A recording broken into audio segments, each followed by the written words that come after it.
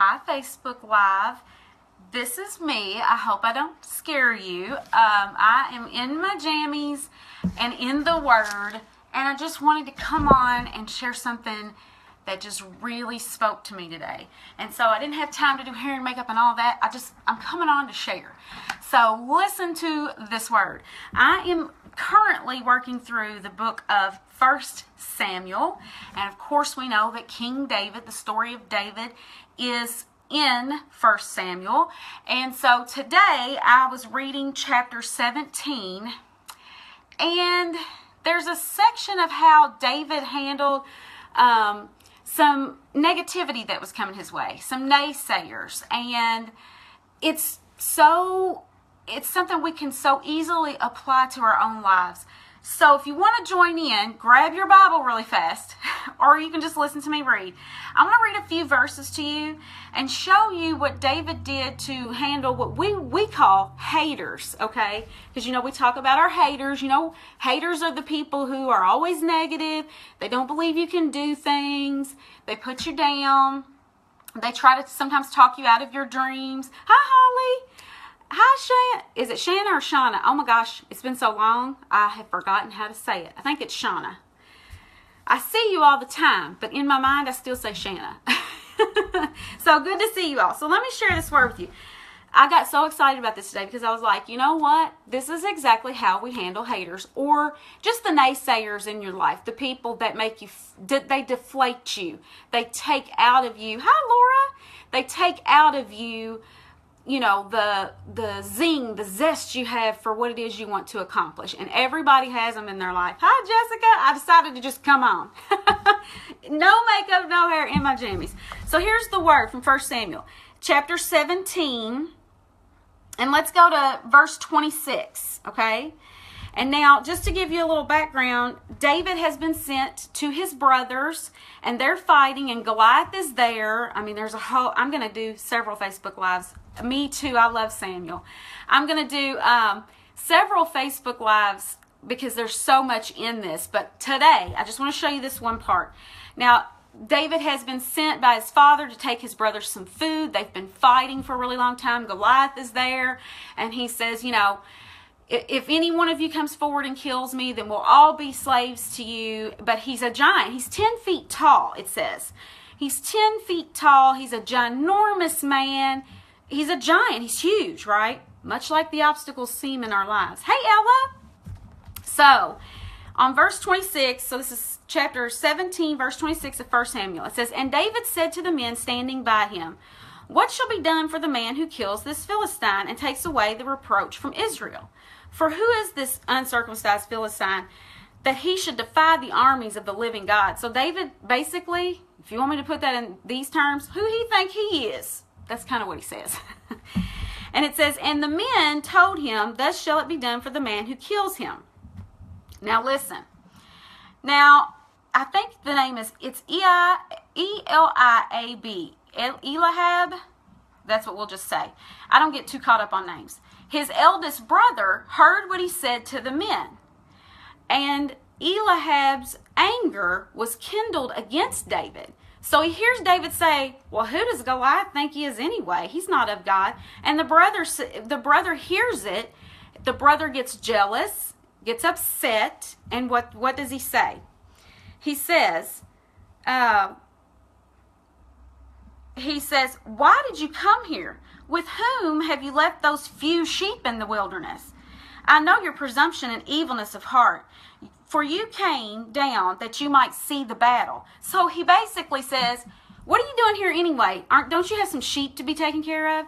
Because David, of course, was a shepherd, and his job was to manage the sheep for the family, which, his brothers kind of look down upon because they're fighting a battle, but he's the youngest, so he's at home and he's taking care of the sheep. And then it says, now listen, so his brother's like, "Why are you even here? Don't you have something else to do, like take care of some sheep?" Right? And here's what David says, or what he does. "And David said, 'What have I done now? Was it not a harmless question?'" He's kind of like, "What's your problem?" And David turned away from his brother to another, and he asked them the same question.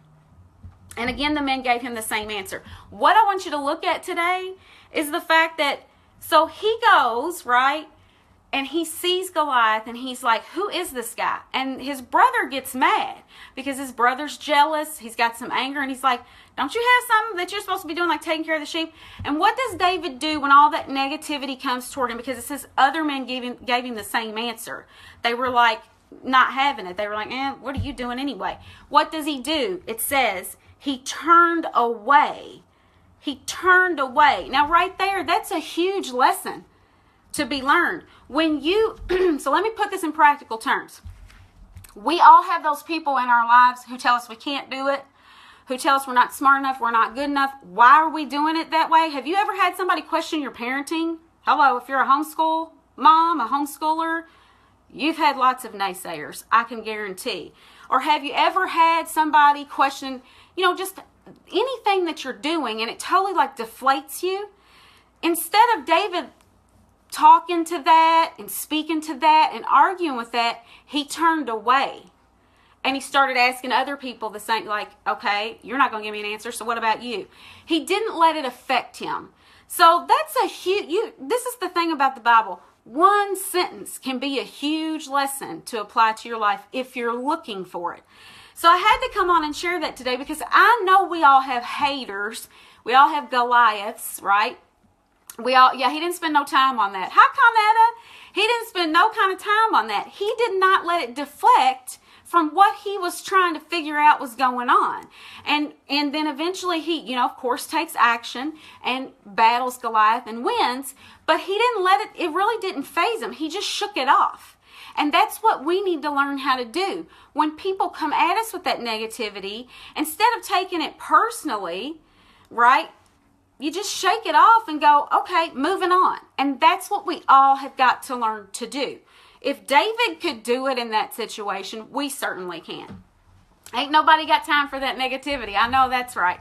So that's a big lesson from David, and it's one that I've overlooked before. Like, I get the whole we conquer the Goliaths in our lives, and I understand that, like, problems can become Goliath, and we have to face them head on.